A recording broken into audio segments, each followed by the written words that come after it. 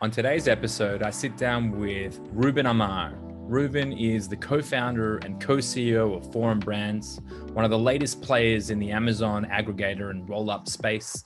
We have a really interesting conversation on their journey, on the team dynamic that's driving their business forward, all the way through to what they're looking for in terms of brand partners and how they approach the acquisition process for anyone looking to sell their business.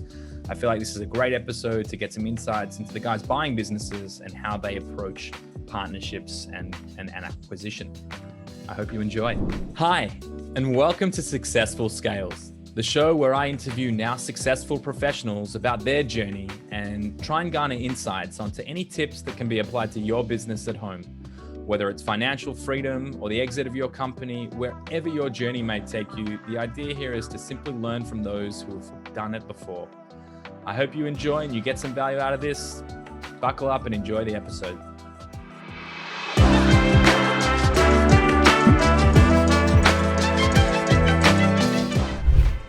Ruben, thank you so much for jumping on the Successful Scales podcast. Thank you so much for being here and taking the time. I really appreciate it. Thank you, Yanni. Great to be here. Thank you for the invite. Very excited to be sharing my story and Forum story with the audience. Awesome. Well, I mean, that's the perfect segue. We've gotten to know each other a little bit and it's been awesome kind of getting into the minds of what you guys are up to and what you're building. We were just having a talk before and I was saying, I'd back you guys in on what you're looking to achieve. You've got an amazing team, but for those listening who don't know you or what you're up to, just to give a little bit of insight, can you tell us a little bit about yourself? Sure. Thanks, Yoni. I know we've been chatting for quite a while, but it's always good to give some background here. So I'm from Europe. As much as we are based in the US, I'm the European part of the team there. So bringing some nice, charming European culture to the team. But I started my career in London at a company called Credit Suisse. I was an investment banker in the technology team. Very much spent all my time in helping large technology companies thinking about their financing opportunities, whether it is an M&A, whether it is debt financing, and eventually started working on the IPO of Zalando, which is, as everyone knows, one of the largest e-commerce platforms in the world today, especially in Europe. So learn early on how attractive the e-commerce space can be and how fragmented is this space. After a couple of years at Credit Suisse, I decided to move to the investment side.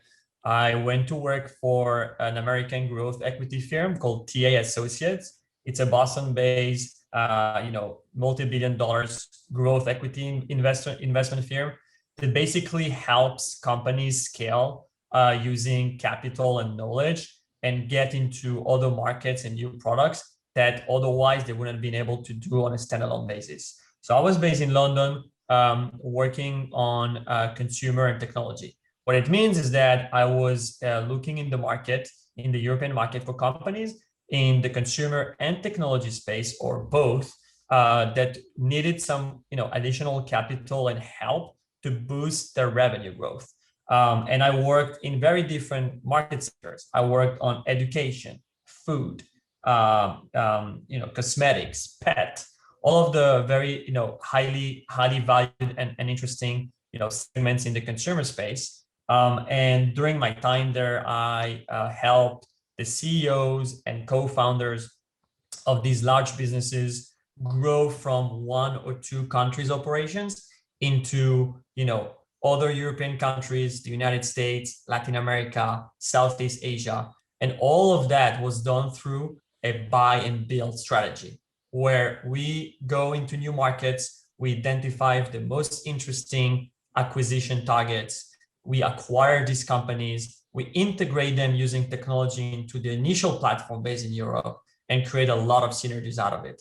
And I realized that there's so much value that was created through my time at TA into doing these buy and build strategies. The only thing I was missing is obviously being on my own and being able to be an entrepreneur, but also finding the right large market that is fragmented enough and where you have a lot of technology that can be used to be more and more efficient. And that's how I decided to move to the United States, to California, where as everyone in the world think and are actually right, is the place for new technology that is being developed all the time. And that's where I met, Brenton and Alex, and we came together and decided to build Forum Brands. And I'm happy to give more details about Forum. Yeah, I mean, I would love to. I'd love if you can explain maybe a little bit about what Forum is. Obviously, I'm pretty familiar with what you guys are up to, but for those for those who aren't as familiar with the space, maybe a bit of insight would be great. Sure. So maybe I think the most interesting part is that I will probably give more details about what is the opportunity we really saw early on in the e-commerce space, and more specifically on Amazon. Alex was the co-founder, and I think it's a good transition to explain a little bit who are the three co-founders. I gave a little bit about my background, but I think that Alex and Brenton, who are the two other co-founders, bring together very complementary skills that explain what we are trying to do in the space. So, Alex was the COO of Forum Brands. His experience in retail buying, supply chain management, cost inventory planning, negotiation, pricing, promotion planning, retail P&L management. All of that has been done at Target.com and Amazon. So he spent, 5 to 6 years at Amazon, 2 years at Target.com. And he really has this experience in the go-to-market strategy and execution on these e-commerce platforms. So he held every single mid to senior level positions within Amazon, and he was the one, for example, that has helped building Amazon Mexico. He is the one that helped consolidating all the fulfillment centers in North America. He has built the Amazon social network, on which you have 400,000 people. He has built some of the technology tools that the FBA sellers today around the world are using.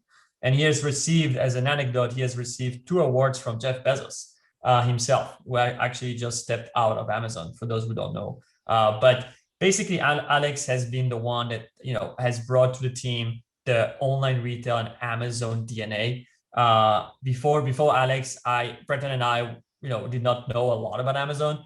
Now we feel that we became experts thanks to Amazon and the team, thanks to Alex and the team that we brought together. Brenton has I would say, more hybrid profile. He started his career at McKinsey, where he worked for a couple of years in Chicago. While he was there, he worked with the largest CPG brands around the world, helping them thinking about how to digitalize their supply chain work streams. So he worked with the largest CPG companies like Best Buy, McDonald's, J.Crew, P&G, Walmart, and got a lot of knowledge about using technology to improve efficiencies on the back end of any CPG company in the world. And then from there, after McKinsey, he decided he was recruited by former Bain Capital partners to launch a UP firm based in Boston called Cove Hill Partners. They've raised, back in the days in 2017, what was the largest first fund ever, which was almost $1.2 billion. And he helped them scale the company from 2 employees to 25 in 2 years. He was an investor, investing mainly in software companies, but also some in the consumer tech. So there's a lot of knowledge about deploying capital in the United States in these verticals. And altogether, we clearly have a lot of passion about investing and consumer. And together, we realized that there was one thing that was missing in the e-commerce space. Amazon has created a unique environment for sellers or entrepreneurs all around the world, especially in the United States. It represents still the majority of the marketplace that Amazon has built, to build multi-million dollars companies. These entrepreneurs have built incredible businesses that have reached a certain level, especially with the, I would say, COVID hit, whereby they needed additional help, or they needed additional, I would say, sophistication and technology to grow the business from X amount of revenues to another level of revenues. And it just became overwhelming for them because it's always been a side project. We realized that with our knowledge and expertise and all the sort of centralization of cost and knowledge, we'll be able to get in acquire these Amazon FBA businesses and basically grow them into multi-channel international brands that we want. And our goal is to reach every single consumer around the world with our products.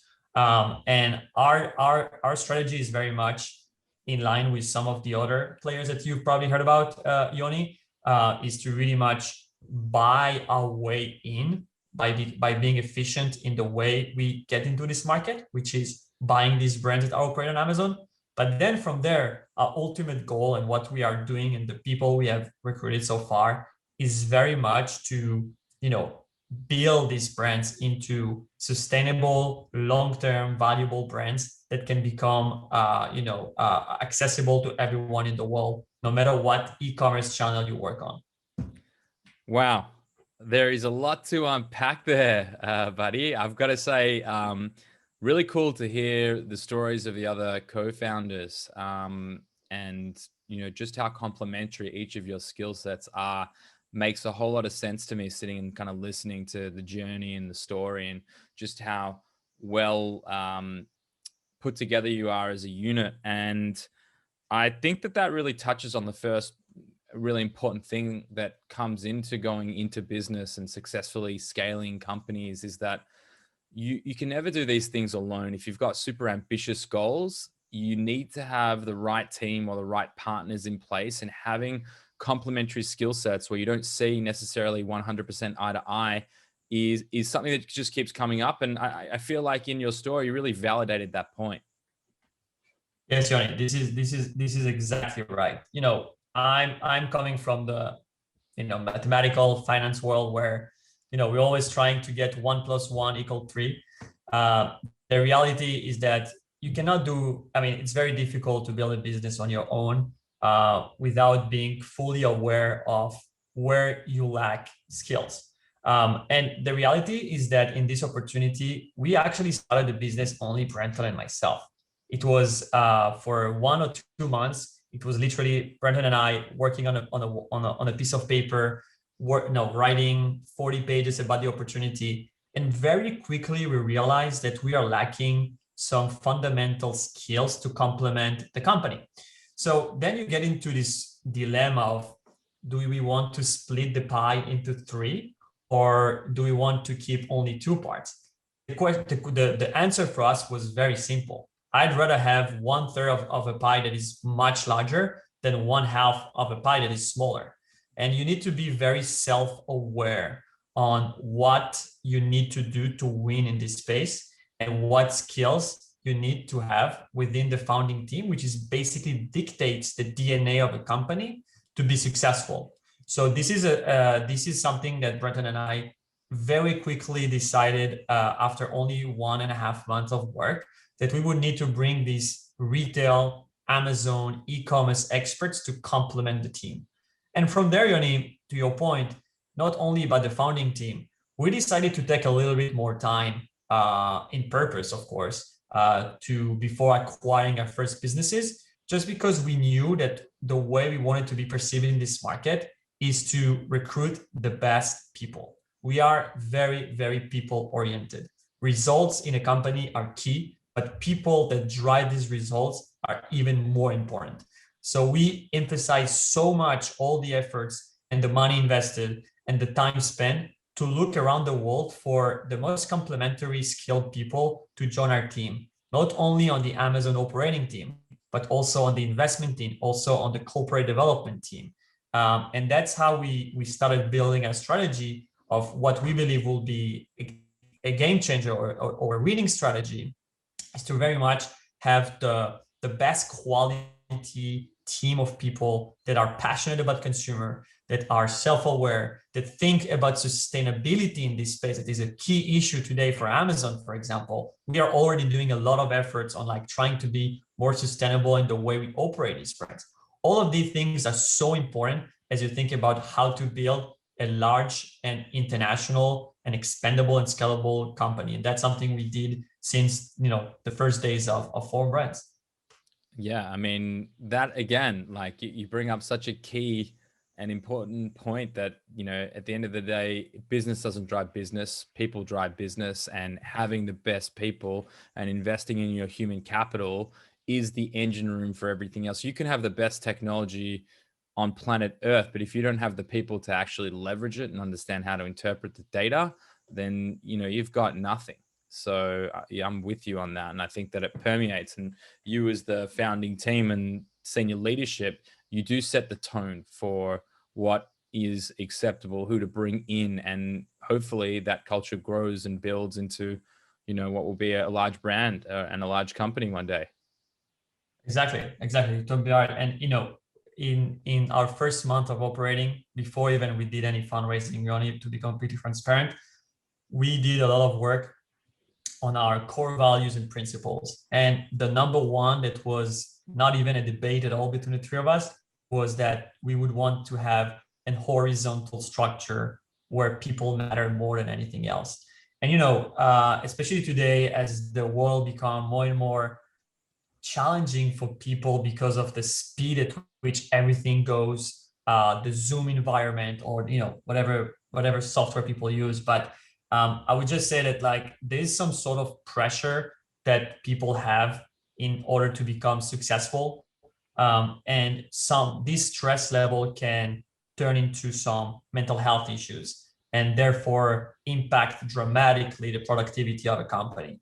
So from day one, we wanted to create an infrastructure, an environment where people feel that they are part of a dream, but more importantly, where people are just healthy, where people just go to work with a clear mindset of being happy about the job they do, about participating in a greater mission, and about feel that they are valued for the skills they bring and that they can learn. And that's always easy to say, Yoni. I'm sure that a lot of founders have told you that they are very like people conscious. It actually means much more than just saying. You need to build infrastructure. You need to build the core values from day one. You need to lead a lot of like text around your corporations to make sure that everyone sign up for these values. And it took us a lot of work to build that, but we are very happy with the team. It's funny because you met our first employee ever, John, who was an incredible person. We can talk about it, but now we are a team of 14, and in November we were only 3. And as you scale these businesses, and I know that this topic of discussion between you and I today is about how to scale efficiently a team. It is very important before you hire your first person to make sure that you have a clear structure and vision of what your team will be once you have 100 people. And all the efforts that you will do for the first employee, you'll need to make sure that you will do the same efforts for employee number 100. And that takes a lot of time. So totally agree with you. People and structure of organization are key elements for what we're building at Forum. I love it. I love you. You're taking all. I don't have smart things to come back to you with because you're just laying down fire. I couldn't agree more with you, mate. It's exactly that. It's about the infrastructure that you lay down and the vision in your ability to foresee what the scale is actually going to look like. You're putting the work into plan before you even consider taking those first steps. And just to not skip over that point, yeah, John is how I met you guys, and he is a smooth operator. Like, I was so impressed just from meeting John before we ever sat down, and I haven't spoken to your co-founders before, but you've got a great team, and you've invested in the people that are going to make the difference to whether you succeed or fail in this space. Yes, 100%. And John, as I said, was the first hire. For those who don't know him, John Derkitz is our VP of growth. He's what I call a customer obsessed and data driven operator. So he has 14 years of professional career spanning from management consulting and e-commerce industries. And over the course of his career, he's really developed a reputation as a builder, helping D2C brands scale through technology and operational excellence. He was the head of third-party marketplace for Amazon Canada on the electronics sector. So he managed a P&L of $2 billion. and was in contact or responsible for more than 24,000 sellers in this space, which is a meaningful number. He helped recruiting these sellers. He helped, making the life of these sellers much better, because Amazon is known for being sometimes complex to deal with. It's very difficult to escalate any problem. If you look at what he has built on Amazon.ca Canada on his vertical, it's really impressive. And as we think about the DNA, it all comes back to the DNA of people we bring in as like first hires. He has done so much in transforming the way we operate these brands, the people that we want to recruit to operate these brands, and more importantly, the vision of what we can do with this brand alongside the selling founders side by side. And I think he brings this like unique perspective and knowledge of how Amazon operates, but more importantly, the sort of like human perspective of building relationship with these sellers, not only from a quick transaction, which people might think that everything stops there, right? We do an acquisition, we give them some compensation in cash, and then they leave to do another project. What people miss and don't appreciate is that a lot of these sellers are passionate about these brands. They're very proud of the brand they have built. They're very proud of all the works they've done, even as a side project. And they want to make sure, more importantly, is that the next home of their brands is a great home, is a better home, is a home that can become much bigger and can help the brand achieve these goals that they've always dreamed about, but with more knowledge, with more expertise, with more capital. So we see our form brands as a natural next step for a lot of these sellers, but as a partnership. For example, a lot of our deals that we do involve a certain period of transition where these sellers can actually benefit from some of the upside of working with Forum. And they participate to a certain degree, so they will be involved in product development, go to market strategy on new products, all of the things they really like on a daily basis. But they had already crystallized a little bit on their efforts. They received some capital out, but they have some skin in the game to keep working with us, and that's what we are passionate about. We are brand builders, but the place where Brenton and I come from, we always loved working with entrepreneurs. We are excited about their journey, and we love being able to work with them in achieving great goals. And I think that John brings this unique perspective on how we can best work with FBA sellers, because he's been working with them for so many years when he was at Amazon. Great insights there. I've got a question for you. I wrote it down before and I wanted to come back to it. So we're talking, obviously you guys are building brands on Amazon, and you'd fall into the category of aggregation, of acquiring a number of FBA businesses and taking them to the next level, giving them a real home that obviously the true parent of the inception of the child that they created, that was born into some sort of Amazon life. They want to see them grow up and mature and kind of hit adolescence. So you talked a little bit about kind of the complexities and like the decisions around why someone would sell. And I just love to pick your brain as someone who's also seen it like I have. Running an Amazon business that's $1 million versus running one that's 5 million. Like, maybe you can help people understand kind of the journey that a potential seller who might deal with guys like you, like why they might want to work with you, and also like what does it look like from 1 to 5 million and 5 million to 10 million? Like, take us on a bit of a journey if you can. Sorry if I'm putting you on the spot. Yeah. Sure. And I think, we've spent, the good thing is Alex knows so much about the Amazon channel. He has spent his career working on that, building it. So he knows both sides of marketplace. I think that, we've talked with many sellers before even launching, foreign brands.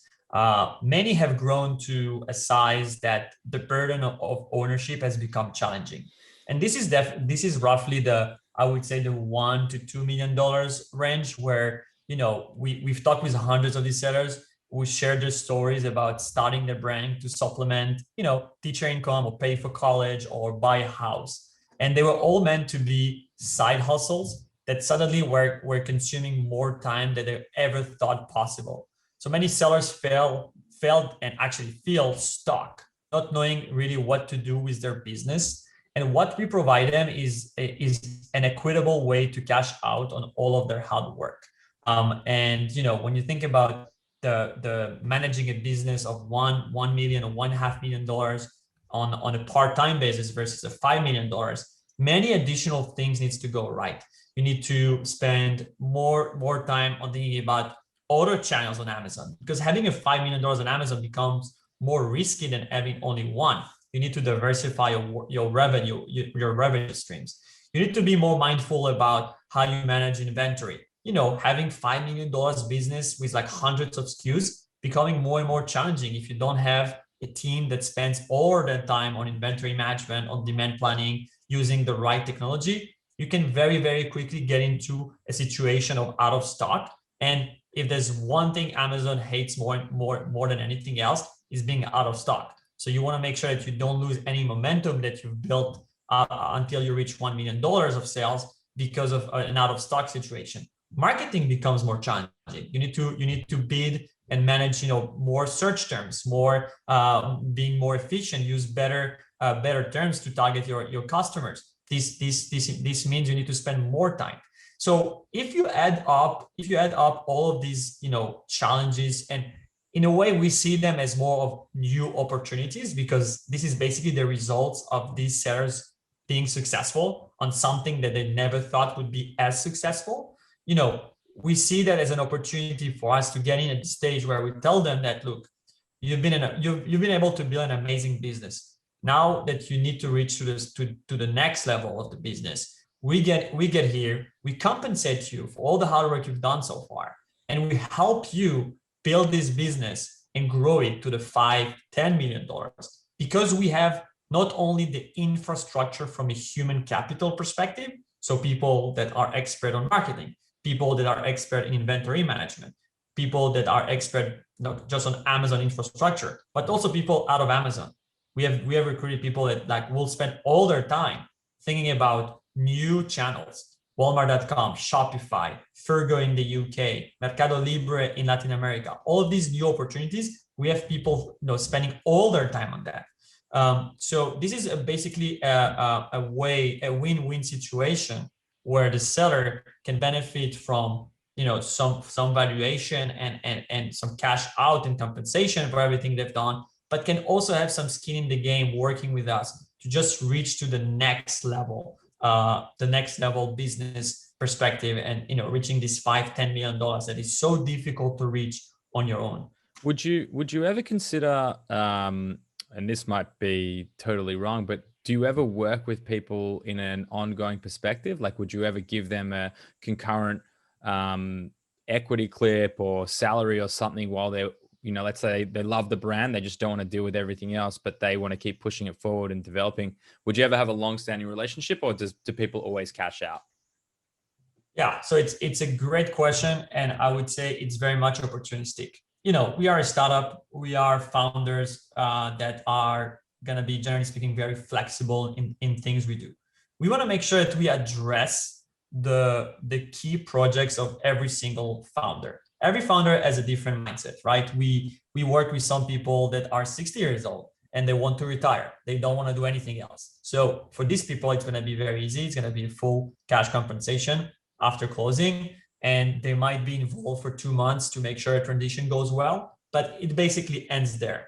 For people who are younger, who are more hungry, who still have some willingness to keep growing and be involved in the space, we'll be able to find ways to work with them, whether it is a longer earnout structure way they can get more money out of the transaction, after the fact, and they are still involved in some way, whether it is on product development, strategy development for the brand, inventory management with our team, supply chain or relationships. Some people have amazing relationship with manufacturers in China. Why would we don't want to have them involved and help us in not only this brand, but on maybe other brands. So we will look at every single case and make sure that the most important thing we'll do on every single case is that we address what the founders or the selling owners of these brands want to do with their life after the fact. And we'll be very flexible, we'll be creative. And so far we've done a handful of acquisitions and we've seen very different scenarios. And it's been going very well because as founders, we respect and listen and understand all the founders. So we'll be amendable and be as value creative oriented as possible. Mate, you are saying all the right things. That's really interesting, and I can totally appreciate that position. It's not a one size fits all solution, and you have to adapt to the market and what the demand is. In your case, for founders of businesses, because everyone had their clear vision set out or some form of it, and they that you have a love for it to whatever degree, whether you're even building a business just to sell it. It's still your baby. You still created something from nothing, and you've brought people together and you've impacted lives. And, so I love the flexibility. I have so many questions for you. So many questions. Let me ask you this. So it's just a very interesting time in the space right now. There's a lot of VC money coming in every other day. I wouldn't call different aggregators competitors necessarily, because everyone has their own strategy. It's a huge market. There's different approaches. It's kind of indirect competition in my mind, at least the way I see it. But where I'm really going with this is for anyone who would ever be interested in selling a business. So let's say some of your potential partners, like, what are some of the things they can do to get on your radar, or for it to be an attractive offering for them? Like, what are you guys looking for? Yeah, it's a great question, and I think at the end of the day, we are trying to find these these sellers and not them finding us. We're doing some work on making sure that we are visible in the space. We are publishing great blog posts on our website that are being published. That it's a great amount of content for the FBA owners around the world. But at the end of the day, we have a team and we have a technology to be able to find the most attractive brands. So now the question is, how do you prepare for a sale, and how do you position yourself to be eligible or in our radar? Yeah. We are looking for brands that have built great products. Because we have this DNA of ex-Amazonians in our team, we are very much customer obsessed. So we want to make sure that the products that these brands are selling are being very well appreciated by customers. And the best way to look at it is the quality of reviews. So one of the first things we will look at as a buyer of these businesses is the quality of the rating of each single product, but also the number of reviews, what we call the reviews mode. So we want to make sure, and for sellers that are listening to us, to make sure that like you're always customer focused and obsessed, because this is the one thing that Amazon wants most importantly, more than the pricing, more than how much you spend on the Amazon PPC. They want to make sure that the customer that is buying your product is extremely satisfied. So I'd spend a lot of time making sure that I build the right number of reviews and the right rating. The second thing is that we are also looking at business models and verticals that for us have are less sensitive to any economic downturn, so that have limited FAD risk. So the things we are focusing on today is very much fitness and health, kitchen, pet products, personal care, sports and outdoor. Because these businesses, these verticals, if you think about the consumer world, not only on Amazon, these are verticals that are very large today, but they will be large in 10 years from now, no matter what the economic cycle will be. The gross margins profile is very, very interesting. It's very high. So there's like room to be able to invest in growing the company on more marketing, on more product development. But if you have limited gross margins, you'll have less less freedom into, growing these businesses. So we want to make sure that like the gross margin profile is interesting. We want to make sure that even the top line growth profile is not too seasonal and not too influenced by, out of our control factors like, natural catastrophes or economic crisis or a pandemic. We're going to be very, very careful and mindful about it. And number three is very much to be able to look at the operating opportunity and the big picture. Is this product that we are looking at right now is a product that we can sell everywhere in the world? Will a customer in UK or in Israel, where you are, Yoni, or in the United States or Mexico, will be as tempted and as appreciative and as satisfied to buy this product? And that's the big question we're trying to address, because we are not in a business of flipping business around. We're not in a business of like buying a business that is not operating well and flipping it around for 1 or 2 years and then selling it. That's not what we do. What we do is that we acquire a high quality business and accelerate the growth. We are accelerators of brands. And we get from point A and we build it into point B, C, D, E in a fairly short term using our technology. So generally speaking, I would say if you operate within any of these verticals that I mentioned, if you have a great quality product with great review mode and a minimum of a 4-star rating in terms of reviews, if you're doing a minimum of $150,000 or $200,000 SDE in the last 12 months, will be a great partner for us, and would love to discuss. We have a very, very quick and lean process whereby we can give you a very quick indication on how we value your business, but more importantly, how we can structure something interesting for you in less than 48 hours. Once we get to an LOI stage, which is a letter of intent, where we agreed on a structure and we just need to do some diligence to make sure the numbers are the numbers, we have built incredibly efficient technology tools, thanks to Alex and John's team, whereby it's very limited work from the sellers in the diligence. We know that they have other things to do. Oftentimes they have like other jobs. So we want to make sure that we respect their time and limit the amount they spend on the diligence. So we have built incredibly efficient tools that allow us to be able to get to a closed deal and funding in less than 30 days, with very limited involvement from the sellers. And from there, as you asked me earlier, it will really depend on the types of partnership you want to build with these sellers. Love it. Just adding more proof into just the way in which you guys are looking at the situation and how you can create efficiencies at every stage and, like you said, accelerate the process. So I'm really enjoying just hearing for myself kind of how you guys are approaching it. I find it really fascinating. So I'm sure those listening in probably enjoying listening to you as much as I am.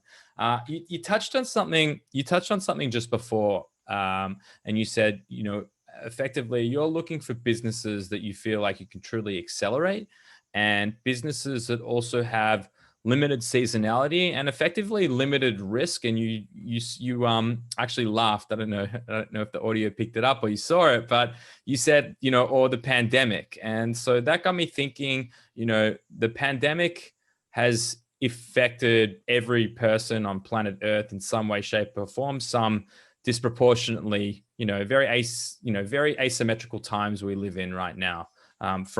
Whether you're a parent of a young child and all of a sudden your life is upside down because you can't work effectively, to people like me who have no even social commitments anymore. So I'm allowed to work until midnight if I want to, and there's no one who's going to invite me anywhere to go. And I think it's the same for businesses, right? Like, what's the impact been for Forum in light of the pandemic? Well, I can tell you it's certainly lit a fire. And the impact that it basically has done to our business is that it has increased the importance on thoughtful, data-driven inventory management. Lead times have extended dramatically as COVID has placed, a strain on the manufacturing and shipping industry. Have you heard what's going on in China right now?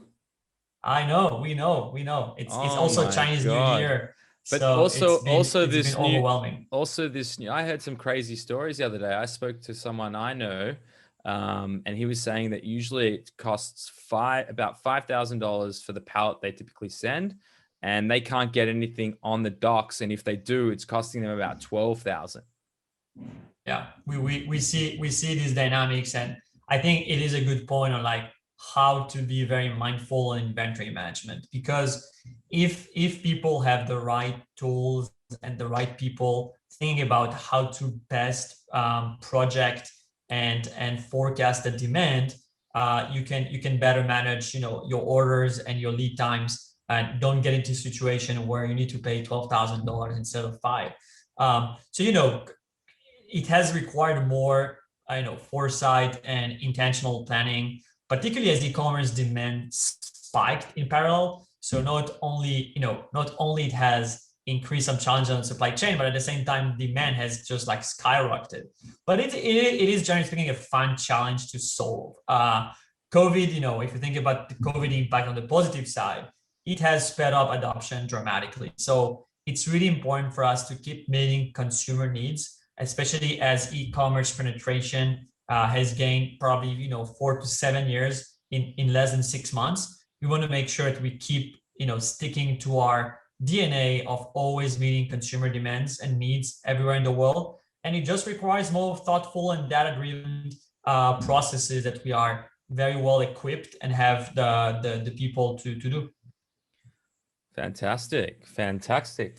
So, I mean, you've covered a lot of interesting points. You know, you were talking about how you guys are dealing with deal structures and, you know, what a good partner looks like. And I think for people listening in who are sitting in that stage and that decision, like it sheds a lot of light into the minds of, you know, the people driving these businesses and how far they can take their brands. You know, you've shed a lot of light into the strategy on expansion and how, you know, the model is that you're trying to take brands further than they could without that level of sophistication and complexity. And I feel, just to kind of wrap this all up, we're really entering an age now with, you know, all these new folks stepping into the space of professionalization of the space.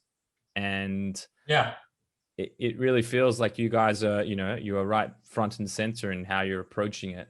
I have a few more questions before I let you go. So if it's cool with you, I'd first like to ask,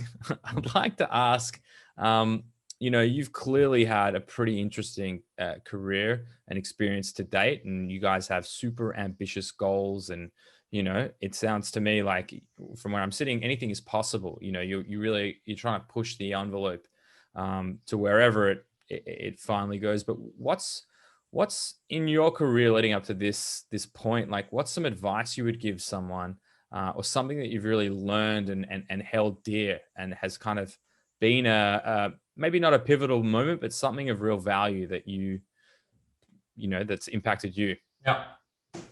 Yeah, it's a great question, and I think you can probably read hundreds of books about, you know, how to pivot from a career to another, how to become an entrepreneur.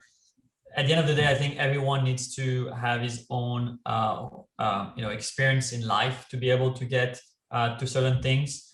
At the end of the day, what I think is the most important is to really know what you're trying to do.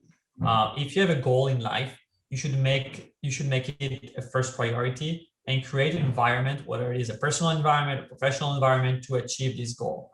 From my own perspective and my own experience, funny story is that many people would probably think that I learned a lot about, you know, this idea of like taking the risk and becoming an entrepreneur from my time at TA Associates or my time at Credit Suisse, or it actually did not happen necessarily there. It happened through a summer experience I had in when I was 21 years old, which is, you know, now a long time ago. I wanted to have an experience in the summer selling cosmetics products in a random mall in the United States, Florida. Dead Sea products. Exactly, Ani. That's unbelievable. Wow, I love that. And you know, back in the days, I was not very salesy. My English was very limited. but I wanted to have this like experience of facing the true reality of trying to sell your product in an environment, in a hostile environment where people don't want to buy your product. And back in the days, I didn't realize how much impact it would have on every step of my life. But standing there for 12 hours a day, trying to stop people to get into your booth and sell them some random products for the Dead Sea Cosmetics to people who spoke only Spanish while I was speaking only English, was an experience that learned me one thing. It not only learned me, it teach me how to sell, but more importantly, I learned that failure is just something that gets you closer to success. Every no that you receive in life just gets you closer and closer to a bigger yes. So people, and I think Israeli are actually good at it because they have like this, culture of what they call chutzpah, which is audacity, where you just don't need to be afraid of receiving a no or failure. But I think that learning to accept failure as a motor, as a driver of reaching an even bigger success is actually the thing that changed a lot of my perspective. And I could have gone to much more stable, highly paid jobs after my career, and I could have continued in this path, get in private equity. But I decided that in order to achieve my goal of being an entrepreneur, building a great organization with a people-oriented culture, achieving a mission of getting consumer brands everywhere in the world, the only way I can do it is just taking the risk. And if I fail, it doesn't matter. If I fail, I will learn and move on to the next journey where the success will get closer. And that's what I learned through this random 3 months experience, that what I thought when I was 21 was just a nice way to pay my vacation. I actually see today the impact it had on my life. So one key learning for people: don't be scared from failure. Just face it with enthusiasm. And if failure does come, the next success will be bigger and closer. Love it, love it. Thank you, Ahava. Look what it's done for you. Just for anyone who doesn't know, it's like an Israeli birthright for after you go to the army, you want to live overseas and get out of the country that you've just spent 3 years and 4 months, I believe, of your life, if you're a male serving. So you fly all around the world, and you can be in Canada, Australia, Europe. Sounds like you were somewhere in must be Southern California, if I had to guess. Miami. Miami. Okay. I was trying to pick the Spanish, but that makes sense too. So, and I think like what the point I'm trying to make here and what it covers is that it's about the mindset going in and those experiences of the no, because it's really tough on the agalot, on the trolleys, selling this stuff. And whether it's even, I mean, you're putting yourself up to the task of selling it in a foreign language to a different language, and that is that is going to teach you some grit and hard work and determination. And I think there's a fine line, right? Like you also have to be aware of your limitations. So just to kind of bring it back to what we're talking about at the start of the show, you found two really strong partners, and as a team, you were able to achieve a lot more. So I'm all for the position of keep trying. I definitely have made many mistakes in my life and my career, and I'll never be perfect, and no one can be. But as long as you learn from it and you push forward and your belief grows in whatever it is you're pushing forward to, you're going to have success. It's really just a matter of time. Exactly. I think you touched on the right points. It comes down to two things: ambition and self-awareness. If you master these two, you'll be successful.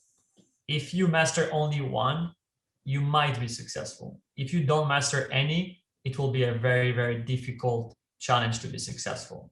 Wow. And self-awareness is something that got me to this space, because I knew that I was missing clear skills, and I knew that if I wanted to achieve my big ambitions to be successful as an entrepreneur, I had to go and talk to many potential Stanford students to be able to find the right ones. And it took me a lot of like coffee chats in Silicon Valley to figure out the right partners. And you know, it's not an easy task, but it wouldn't have been able to be possible if I was not self-aware enough that I was missing clear gaps in my skills to be able to achieve the goal. So very much important to have like both the self-awareness and the ambition working together. Mate, this is just such high value, high grade stuff. I feel like I'm learning a lot into not just the psyche of what's driving you guys forward, but also just really profound insights as to kind of how you view the world. And I feel very linked, but yeah, really just hard hitting stuff, mate. Really. Before I let you go, because we got to wrap this up, unfortunately, but I feel like we should get you on a second episode because you're just filled with such that would wisdom. be my honor. I'd love to have you back once I get a few more under my belt, because I feel like we're just getting warmed up here. If anyone wants to get in touch with you, anyone who's looking to sell their brand, whatever it might be, looking for an opportunity, you think you can make the forum team, whatever they might want to get in touch with you for, what would be the best way? Yeah. So it's a great question. Thank you for giving me the opportunity. I really enjoyed the conversation as well. And I loved every single question you asked. So it shows a lot on your wisdom as well and your understanding of founders. So I think your podcast will be very successful. And thank you for inviting me as you know, at first one of the first speakers. I highly appreciate it. So to answer your question, if any seller is interested in potentially selling his or her brand, they can go on forumbrands.com. It's forumbrands.com, one word. And there is a contact us form where they can give us a couple of details about their brand and their name, and we reach out within 10 minutes, and we circle back with a call and you know, learn more about the business. For those who are interested to join us, you know, potentially, you know, joining our team, obviously, as you probably heard at the beginning, we are recruiting heavily. We are accelerating. We are recruiting the best people that, you know, really share this passion for consumer around the world. There is a career page on our forumbrands.com with our opening roles. Other than that, if people are interested in just, you know, learning about potential opportunities or anything else, they can, you know, reach out to me. It is Ruben, RUBN at forumbrands.com. I'd be happy to discuss potential, you know, additional opportunities. We have a great chief of staff who is now going to head all our HR efforts. So all of that all together, we're happy to have these discussions and, you know, and give more details about active opportunities in our team. Awesome. Well, Ruben, again, thank you so much for coming on. Thank you so much for investing the time. I think that you're really going to help a lot of people who do take me up and start listening to me bang on for, you know, 30, 40 minutes. So thank you. Thank you, Yoni. I really appreciate everything. And thank you for having me today.